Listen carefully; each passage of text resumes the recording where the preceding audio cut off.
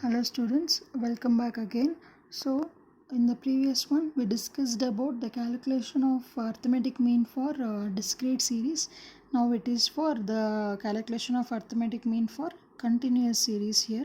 Here you can see the continuous series, that is continuous series will also have a frequencies given, but you can see here the grouping is made with a particular class interval. Okay, this type of series is called as what?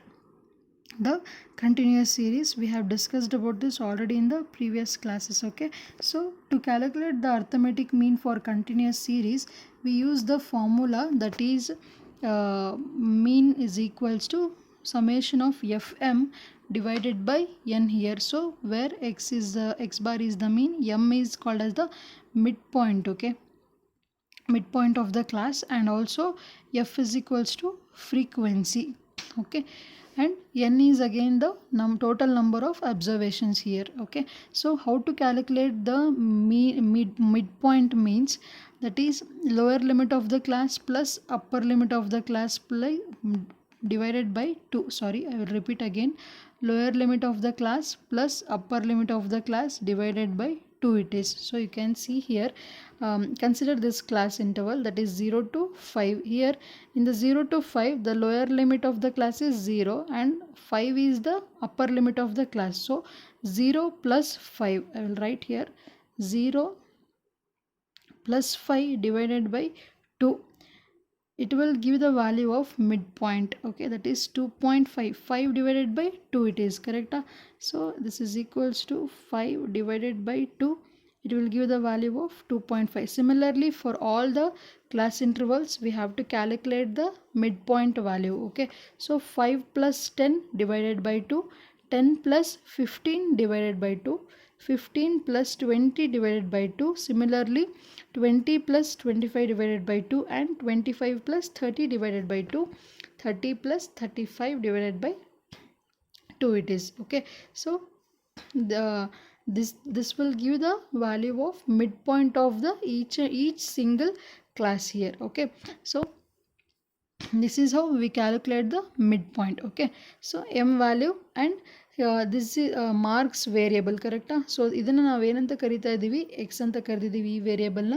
Students, the number of students. Okay, ಅದನ್ನು ನಾವೇನಂತ ಕರಿತೀವಿ, frequency, that is F here. Okay, we have tabulated it and we know how to calculate the m value also here. Okay, ಯಾಕೆ m ಕಂಡುಹಿಡಿಬೇಕು?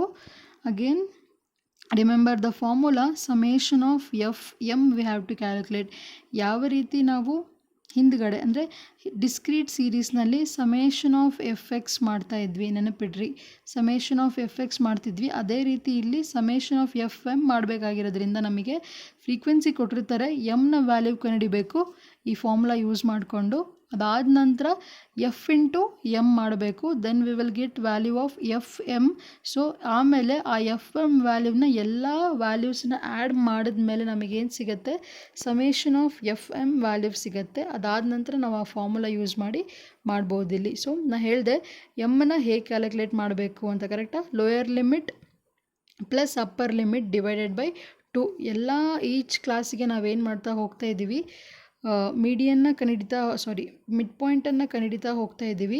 ಅದಾದಮೇಲೆ ಏನು ಮಾಡ್ತೀರಾ, F into M here 4 into 2.5, 6 into 7.5, 10 into 12.5, 16 into 7.5 ಮಾಡ್ತಾ ಹೋದಂಗೆಲ್ಲ ನಮಗೆ F m value ಬರುತ್ತೆ. ಅದಾದ ನಂತರ ಎಲ್ಲ ಎಫ್ ಎಮ್ ವ್ಯಾಲ್ಯೂವನ್ನು ನಾವು ಆ್ಯಡ್ ಮಾಡಬೇಕು.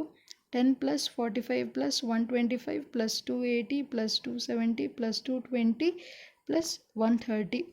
Okay, yes. So summation of F m ಬರುತ್ತೆ. ಅದಾದ ನಂತರ as usual total number of observations. So ಎಫ್ನ ಆ್ಯಡ್ ಮಾಡ್ಕೊತೀರಾ ಎಲ್ಲ ಟರ್ಮ್ಸನ್ನ, 4 plus 6 plus 10 as it is. So n value will be 60 here, ಕರೆಕ್ಟಾ? ನಮಗೆ ಗೊತ್ತಾಯ್ತು ಇವಾಗ summation of F m value ಗೊತ್ತಾಯಿತು, ಅಗೇನ್ ಎನ್ನ ವ್ಯಾಲ್ಯೂ ಗೊತ್ತಾಯಿತು. ಸೊ ಫಾರ್ಮುಲಾ ಗೊತ್ತಿದೆ ನಮಗೆ ಕಂಟಿನ್ಯೂಯಸ್ ಸೀರೀಸಿಗೆ.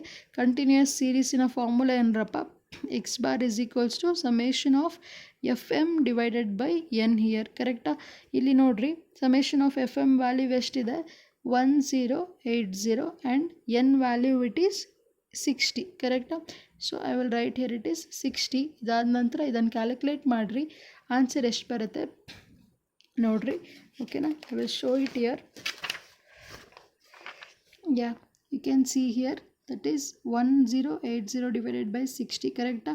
ಅದಾದ ನಂತರ ನಿಮಗೆ ಬರ್ತಕ್ಕಂಥ ವ್ಯಾಲ್ಯೂ ಎಷ್ಟು 18 ಇಲ್ಲಿ ಓಕೆನಾ. So this is the mean of the given continuous series here.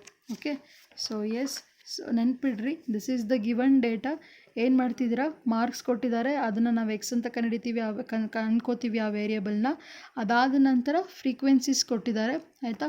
So ಅದಾದಮೇಲೆ ಫಸ್ಟ್ ನಮ್ಮ ಫಾರ್ಮುಲಾ ಏನಿದೆ, X bar is equals to summation of F M divided by N ಇದೆ ಓಕೆನಾ.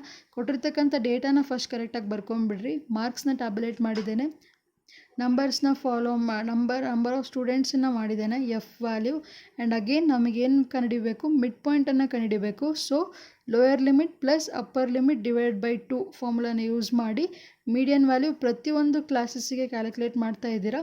ಅದಾದ ನಂತರ ಏನು ಮಾಡಬೇಕು, ಎಮ್ ವ್ಯಾಲ್ಯೂ ಬರುತ್ತೆ ಎಲ್ಲದರದ್ದು.